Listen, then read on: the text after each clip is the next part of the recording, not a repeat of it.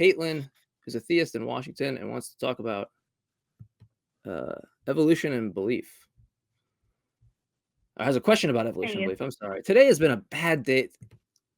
Caitlin, it's been a bad day for me reading, so bear with me. How are you doing? Oh, I'm doing okay. I'm really kind of nervous about this, but that's okay. Oh, that's okay. Oh no, don't be nervous. It's okay. Everybody, we're all nervous. We're all nervous Nellies. We're all okay. So yeah, we've done a very good job of teaching JMike not to bite. So. Okay. So this is kind of just a genuine question I have. It's not to fight. I just don't know the answer. But I was reading in a book by Tim Keller, and he was arguing for theism. And one of his things was he was talking about evolution, and he was like, we as humans have just evolved to like survive on the planet. And he gave me an example of like, you know, if you hear a rustling in the bush a long time ago, you could either think that, oh, it's something bad come to kill you, or it's a bunny rabbit. And if you think that it's something bad, then you would run. And like, you could be wrong about that, but you're more likely to survive. So like, why should we be able to trust our brains to think about truth and come to truth when like the basis of them is just to like survive? Does that make sense? Yep. Yeah, it sounds kind of like Plantinga's argument, like evolutionary argument, it's naturalism. But yeah, Jim, if you want to start. There are two modes of thinking within the human brain. And one of those is pattern recognition, and that's the one that uses the least amount of energy. And the other one is the one that actually does some reasoning, uses a heck of a lot more energy. So type 1 or brain 1 thinking is things like 1 + 1, everyone says 2. Nobody's doing the math. They're all recalling it because they recognize the pattern. That's the pattern recognition side. If I say, what's the square root of 3 + 3/4, now you're doing math and you're starting to reason. And that takes up more time, and it takes up more energy to do so. And so we have actually developed this, and the type 2 thinking is still part of pattern recognition, right? It's just a different way to use that pattern recognition to actually do, which is why we can be taught things like logic, math, etc. There's a really, really good book that talks about this type 1 and type 2 thinking, if you wanted to get into it more, called Thinking Fast and Thinking Slow. But there's no brain structure that corresponds to these two modes of thinking, right? They're just two ways that our brain works. And so, that's part of the answer to your question. The other part of the answer to your question is we shouldn't, because we know that we are faulty in our thinking. We know that that we have not just flaws in our way we do logic, but also cognitive biases that inhibit us from doing things. So like, for instance, one cognitive bias that we all have is that when we're asked to come up with a number, that number that we come up with is more likely to be closer to the last number we saw than the real number. So if you're on the game show Price is Right, for instance, and you're asked to come up with the price of an item, when you're guessing, you're more likely to be closer to the last number you saw than the real number with the Price is Right. And the Price is Right is actually a great example of type 1 and type 2 thinking as well, because of the way they do all of the games within the game show. They all take advantage of this kind of stuff. The cheap stuff is easy to do and pattern recognize, and then it takes advantage of our pattern recognition skills to screw us over for cars and trips and all the big dollar items. But that's why we develop science. That's why we develop critical thinking skills to get around this. This is why we run things through peer review, is because we are not necessarily logic machines like we would expect if we were created. if God existed, he could speed up the processor so that we reason faster and reason better. That hasn't happened. And we reason as fast as we do because of our evolution. And yeah, the rustling in the trees is more likely to be caused by something than just the wind. And therefore, we should take that seriously and take defensive measures. That helps survival. That's pattern recognition. Does that make sense? Yeah, so I would ask, why would we be more likely to be logic machines if God had made us? Yeah, this is actually precisely. Are you? Yeah, Jim. I don't know if you. I have something to say on this as well. Jim, sorry if you want to start. No, go ahead. Oh, you sure? Okay, because this was actually a point I was going to bring up additionally because I thought you covered that really well. Yeah, it's like because there's this question, and Graham Oppy, who's a philosopher I really enjoy, has made this similar point that when we look at this concern, like think about how we ascertain truths about like metaphysics, right? Like metaphysical views, physicalism or naturalism or non-naturalism, whatever, right? Whatever kind of thesis you might have pertaining to metaphysics, we're clearly not reliable, right? So if we just like make the assumption God exists and coming to truth, well, it's like there's this worry that like we kind of shooting ourselves in the foot about these metaphysical truths because we're clearly not very good at that, right? We clearly can't decipher what is the true nature of reality in some, grand scheme. Like my tactic is really just to do a worldview comparison because I think these philosophical arguments just don't work. And so your best bet is kind of trading off the theoretical virtues of the kind of metaphysical quote unquote theories. I'm not treating that the same way as like scientific theory, a different usage of the term.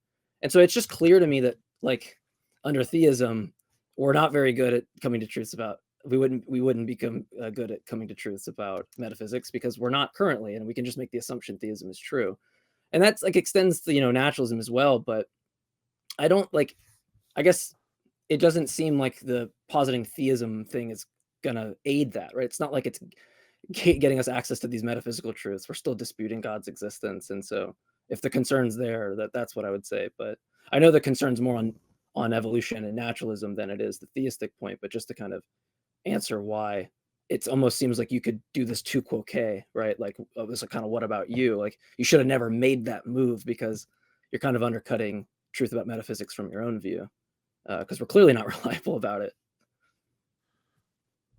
Right. Does that make, I don't know if that helps. I mean, that's kind of just a side point.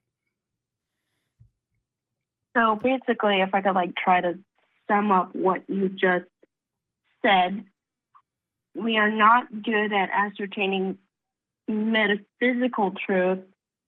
Yep. If we have a theistic base point, is that on any point, on any of these points, on any whatever? Yeah, we're clearly not reliable on that, but we are reliable in some respects, right? Like clearly, I can look outside and see a ball in the backyard and know if it's a ball as opposed to like a cloudy day where my perception might be more or less reliable. There's no like worry about that. And that's clearly just within our development of pattern recognition. Like, I don't think that they're like, because this is like, so I might get deflationist about truth. I don't think there's like propositions that are true, like in the sense that there's like this predicate, we use the truth thing. Like when snow is white, it's just the statement snow is white. It's not like it's true. Like we need to add this predicate. It's true that snow is white. And our perception, our ability to have like this pattern recognition is really just going to correspond. I don't want to say correspond, but it might be a bad use of language, but it's going to map on in some way, right, to what we're perceiving in the external world. So I think if you're an externalist or something about knowledge, I don't find this to be like a big problem because we can detect like why specifically we're reliable in some senses and why we're not, given different cognitive abilities or faculties. And I don't see why that's like incompatible with evolution or survival. Okay. And to kind of bring it back to the I'm sorry, I couldn't hear you, Caitlin. Oh, sorry, Jim. Okay, that's some interesting stuff to think about. And to bring it back to the physical, about what you asked about pattern recognition, at its simplest, pattern recognition is responding to a single input at its simplest, which bacteria can do. And then you just keep adding more inputs and more responses to get your pattern recognition. It's a very simple way to build things up. And it's also a way but it has nothing to do with logic or reason. It doesn't have to do with anything more than, earthworms do the same thing, the same type of pattern recognition.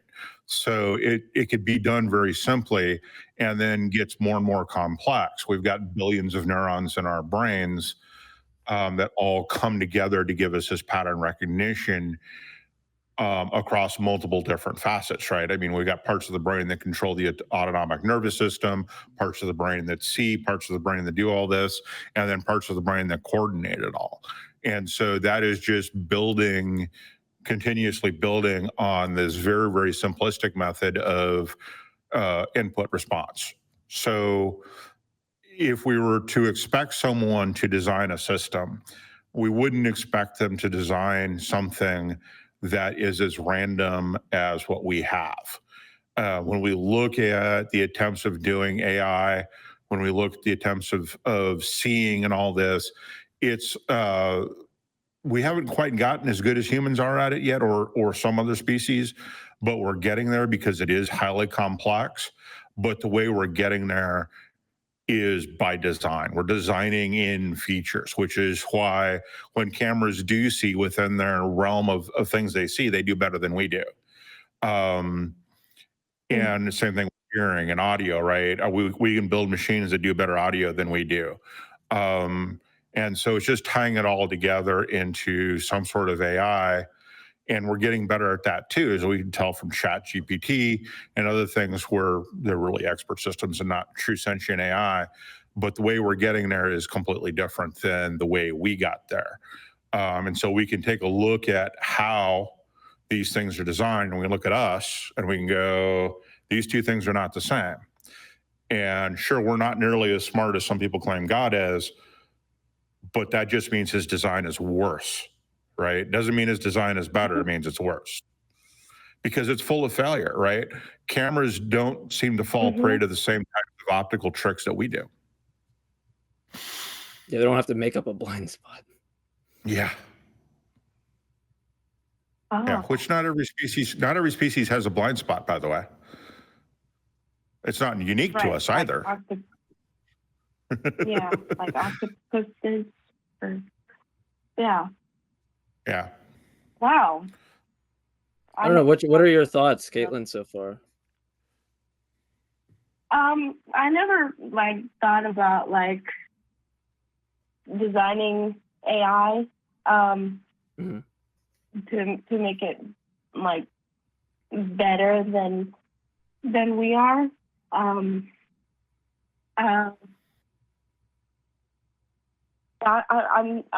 not sure. Sure. Let me ask you a more direct question. You're pretty convinced by what's written in that book. Like, you think that there's some tension there, right? No. Oh, okay. I didn't know if I was wondering where you were kind of on your credence. Essentially, it's like if you're you're convinced, or if it's just like, hey, I don't just want to talk through this. So I was just kind of gauging where you were at. Yeah, I'm just trying to talk through this because I don't have very many places to turn. Sure. So I turn here. Well, no, that's great. We love to have you turn in. Exactly. We can have theist friends. We can all be good friends. So it's all perfectly great. Because nothing that we've talked about really says that there isn't a God. We have eliminated a God who specifically designed us if he's omnipotent and omniscient, right? We've eliminated that God sort of kind of by pointing out the way we're designing things that mimic human abilities or other animal abilities. We've kind of eliminated that, but maybe not, because we're still in the infancy in some of this stuff, right? There's still a lot we don't know. But evolution in and of itself doesn't eliminate God. Science, I mean, if you're really going to try and prove or disprove God, you've got to get down to something that is falsifiable. You've got to find a way to make a claim about a God and then try to falsify it. And then once you can do that, then you know you're onto something that's scientific and not pseudoscience, because that's one of the key pieces is falsifiability, not proving it's true, but proving it's false, right? Making a prediction. And if the prediction comes true and you make enough of those predictions and they come true, then you know you're probably onto something. But you also need to make those predictions specific enough so that they can fail, right? Right. Otherwise, this is like Karl Popper. Yes. Yeah. Bingo. Yes. That's very right out of Popper. Yeah.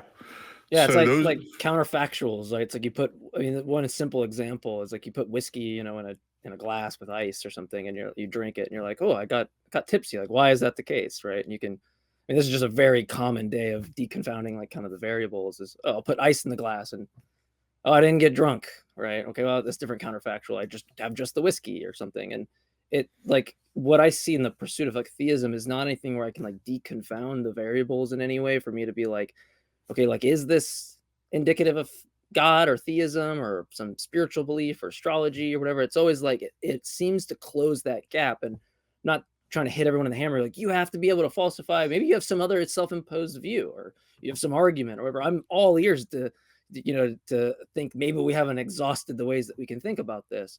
It's just that when I get into these conversations, it's almost like a nothing burger, and I don't, it's like I see these kind of concerns and criticisms on other views, but then it's like when it comes to that view, it's like there's no novel prediction.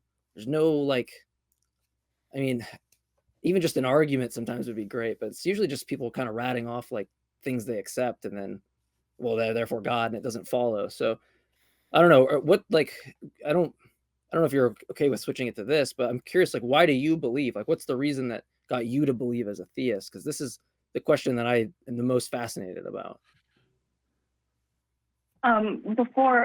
Before I answer that one, I have a question. Sure. Do you think the existence of God is falsifiable?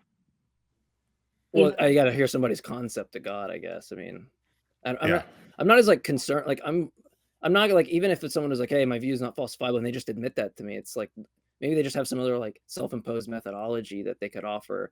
We can check that to see if like that's something viable, or they give just an argument, right? I mean, if they just give me some argument, true premises and a conclusion, it's a valid argument, then I guess I'm committed, right? I'm also not convinced that these arguments work. I keep it open that maybe just one day someone presents and pummels me down into theism, right? Maybe it happens. But yeah, I'm not really convinced, but I'm not going to bash someone over the head and say, hey, your view has to be falsifiable. They might just have something else in mind, and I'm happy to engage with whatever self-imposed tools that they're using. I just want to see, check it for its viability, or, what it can actually provide as results. And for me, it's basically the same thing, right? Let's put some meat on the bones of the word God. And you're from Washington. I want to guess you're a Christian. So you probably, would it be correct to say, pardon? Correct. Okay. So which version of Christianity? There's at least 1,000 different denominations, all of whom disagree on some fundamental point. Mm-hmm. And so we could start narrowing down and going into that and looking at that. But if your belief is on an omnipotent, omnipresent, omnibenevolent God, and omniscient, all four of those, then the question becomes, why is there suffering in the world? If your God is omnibenevolent, he doesn't want suffering. If he's omniscient, he knows what causes suffering. And if he's omnipotent, he could change the basics so that there was no suffering. For instance, we could theoretically survive on sunlight. He could build a universe where we humans could be exactly as we are, except we just exist off of sunlight. That could happen. Not in this universe, I don't think the physics is there in this universe, but if he's omnipotent, he could have changed that. And he could have eliminated hunger, and he could have eliminated a whole host of behaviors based on just simply trying to survive. and stay alive and stay fed, right? Just by doing that. And he didn't. So he's not one of those four things at the very least. And so that God gets falsified very fairly quickly, right? Just from that question of omnibenevolent, but maybe he's not. Right. He could be evil, I suppose. How would we know the difference? Right. Exactly. Yeah. He could be indifferent. Yeah, and like because what ends up happening is that usually it turns out, like in these, when you give this kind of situation or point at these omni properties or what God desires with the good, that the way to kind of salvage the view is to say, okay, well, God has like prevailing reasons to allow the suffering, right? Like he has some reason it leads to the greater good. But then if you notice what you're saying there, it's like, well, then all things considered, then suffering is a good thing, right? Like imagine I'm making a lasagna with Jim, and I turn to Jim and I'm just like, hey man, before I make this, it's gonna be the most dank, awesome lasagna we're about to eat, but I have to add this ingredient. It's called the suffering salt or the evil salt. And he's like, what? And I'm like, trust me, it's for the greater good of the lasagna dish. And Jim's like, all right, whatever. Bake it, comes out. We eat it, and Jim just turns to me. He's like, why did you call it evil salt? Like, this is really good. Why don't you just like relabel it good salt? Like, right? Because like, isn't that like an important thing to put in to the dish in order to get the greater good dish? And I go, oh yeah, that's right. And then Jim just points to me. So there's really no evil salt at all. Like that's actually a good thing. And that's what it turns out to be. Like the Christian view, and people in a lot of cases go this route.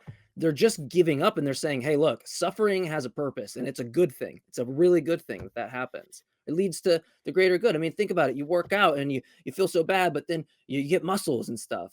Yeah, but think about this in another context of like civil rights movement, right? Do you think that like Black people should have suffered in order to finally be equal? That's not like for the they should have just been equal from the start, right? It shouldn't. No one would turn around and go, yeah, but it was a great thing that they suffered because now look where we are, right? That would be ridiculous. And I worry about this because the two ways that you can go on that, what Jim's kind of highlighting, and then your alternative is just you're going to say, look, there's no evil in the view, but then you know that's a hard bullet to bite, right? For multiple examples we can give, or you're just going to have to entail this like contradiction. And so I worry about this for for Christians specifically, or theists that hold to this kind of property. But I don't know what you think about all that, but that's one of the biggest concerns I think for a lot of people's theology there. Yeah, so the concern is that, like, why do we need the suffering if it's a good thing? Then it just means there's no evil. It's like if I came up to you and said I stabbed my child with a needle, or I stabbed my child, and you said, what? I go, don't worry, all things considered, it was a good thing. You go, wait, please explain. Oh, well, they needed a vaccine, right, for polio. So we stabbed them. I weighed out the pros and cons, and I go, okay, well, the con was that maybe they get hurt, but I go, yeah, it's for the greater good. We don't want them to get polio, so they'll cry for a little bit, and they'll get over it. But then, what you're expressing is like, all things considered, it's a good thing to stab the child. Yes, because they're not going to get polio, right? But when you really turn out, it's like, yeah, that just seems to be the view that the Christian's expressing, right? That God's, by adding the suffering, he's plugging in the immunization, or it's going to the greater good. But I think when a Christian analyzes that, like, that's problematic on their own view, because then they're going to have to say slavery or whatever, any kind of type of suffering or evil is leading to a greater purpose. There's a purpose for that thing. And I don't know, that doesn't sound right? Sounds pretty bad. right. Especially when you consider with just to add on to what JMike was saying real quick, the polio vaccine, if we could find a way to do it without sticking them with a needle, we would. And we have in a lot of vaccination cases, we have, but we want to get rid of that last little bit of suffering. We're just not powerful enough or smart enough to know how to do it. Yeah, pragmatic limitations. Yeah, 100%. Yeah, we would just zap the polio away, right, or whatever. Like, but we're not omnipotent beings, so. Right. Yeah, it makes me think of that verse in the book of Romans or whatever that says all things work together for the good of those who love God. Yeah, all things, I right? don't know how I feel about that one. Yeah, I mean, so Yeah. like think of it this way, like, what do you think God desires? Do you think that God desires that there be um like evil in the world, or do you think that he desires there not be evil in the world, right? Or suffering? And if someone's saying like, well, look, he doesn't desire that, or he doesn't desire that, but then we point out that like, okay, there's a world available to God where, you know, he could look at all, he's omniscient, he could look at all of the possible decisions that Jim ever makes or I ever make, and then potentially there's this logically possible world where we all make the right decision freely, right? And God just has to look at all these worlds and go, okay, well, if I instantiate this world, they'll be making these decisions, that decision. It's no different than whatever world creates now. Like if God creates a world now where you sin, you're not going to say, well, God determined me sinning by, having the foresight of this. And so we should extend that further. Great. There's a world where, nobody sins or nobody does evil. And God instantiating that world or actualizing that world would be no different than the one he actualizes now, where you sin, in terms of he's not determining it by your view or by the Christian's view. And there's a worry there. It's like, well, if God truly wants that desire to be actualized, that world's available to him, but he fails. But an infallible being can't fail, and so it doesn't exist. And so usually the typical kind of result is, there's a reason for it. But again, that leads us back into what I had said. So, Caitlin, what do you like? What do you feel about this? Like, I don't know, problem, or is this a problem for you in your faith? Like, I mean, I know we're kind of spewing here, but I think this is kind of close to the heart for me and Jim. So, yeah.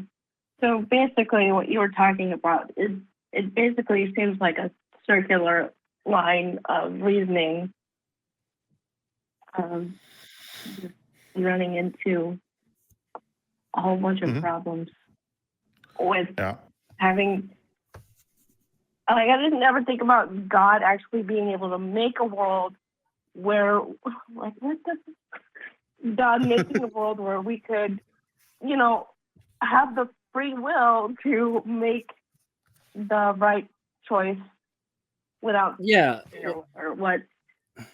Like, think about it. Like, last time that you sinned, you could have freely done good, right?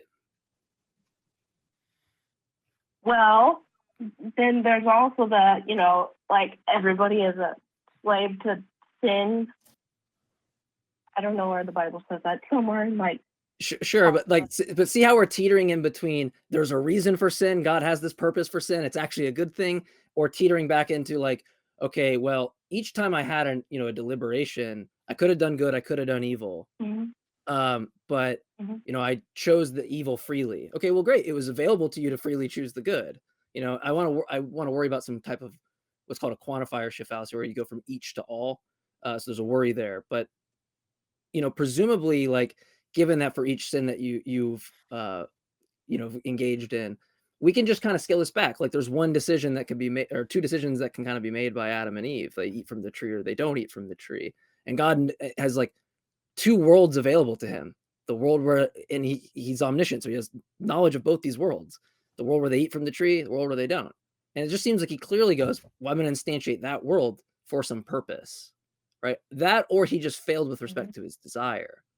And so it just seems like a really hard bullet to bite. But, and I would argue, if you bite the other bullet, that there's no evil in the worldview, or there's no, like, if you're saying there's no all things considered evil, or something that should not occur, and you think sin is something that should not occur, well, it just seems to turn out that there's no all things considered sin. And if there's no all things considered sin, there's no original sin.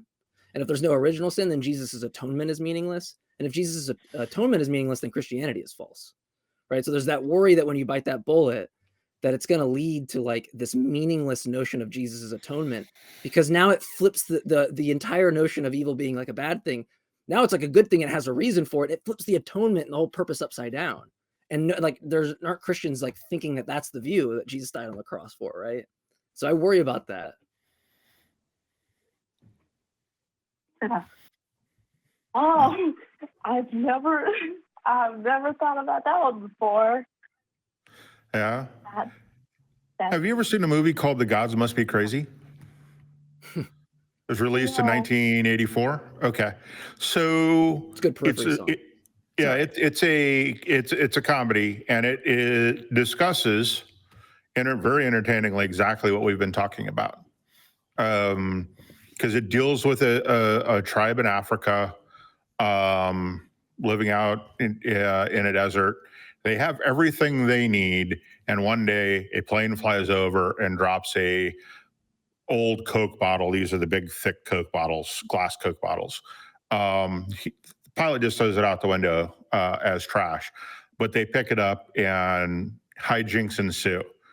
But I think it's a really good, fun depiction of the things that we've been talking about in terms of good, evil, suffering, and all those kinds of things in a very comedic way. So it won't fry your brain, kind of like our conversation has been doing for me at least, but because of the comedy. So, but that's sort of just another view of what we've been talking about. Okay. Okay, Well, then do you have anything else Thank before you guys for. No problem.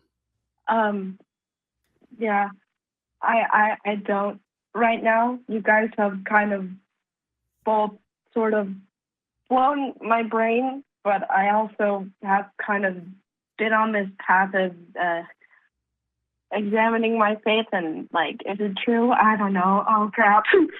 Well, So hey, I mean, I think, I mean, this might sound biased coming from an atheist. So, I mean, take this, if you want to take this with a grain of salt, feel free. But if you're thinking for yourself and you're going, hold on, I need to think like autonomously and just think for myself about this, and it doesn't make sense. Do you think that the most important message in the world would be something shrouded in ambiguity, where you have all these problems and people have different solutions to them and people can't? I think it just creates this mountain of step away, look at it from the outside. You don't have to say you don't believe Jesus anymore, but I mean, from what I understand, people believe about Jesus. I don't think this is anti-Jesus of you to, well, there is Proverbs 3, lean not on your own understanding, but that of the Lord. So maybe that is anti-Christian. I don't know. But things like that, when you look, better yet, let me scratch that. When you have like verses like that I think it should give you a red flag that you should back up a little bit. If you have some kind of con man saying, look, your understanding, not good enough. God, trust it. It's all good. But from where do you get the link from you to that trust in the first place? You have to abandon your type of reasoning to get there, apparently, and keep it and maintain, that reason to just stay away from you in order to keep the faith. And I don't know how that's not the same thing that con men do, or vultures do in the self-help like book kind of scene, where they're just going to ensnare the emotional, gullible person who's at like the last, this is it for them. They're willing to try anything. They're desperate. So I want to, I don't know, just state that. You might think that's a biased thing from an atheist, but I think this just extends to crypto scams, NFT scams. It's just is something that's going to protect you as an individual, and not just believe what the drunk guy at the bar tells you. I think it builds those kind of. Not saying that that's what you believe, by the way, but you just believe the drunk guy at the bar. Right. But when it's someone says something like, "Hey, lean not on your understanding, but me, the drunk guy at the bar," I don't see much different than that, other than I can actually engage with the drunk guy at the bar. Yeah. I guess that's what thinking for yourself would do. It would give you the ability to know what you were talking about, and give you the ability to know possibly what you don't know. Yeah, exactly. That's a good. Yeah, it gives you the opportunity to know to potentially know what you don't know, and if that turns out to be that, wow, I don't believe this, or I don't know.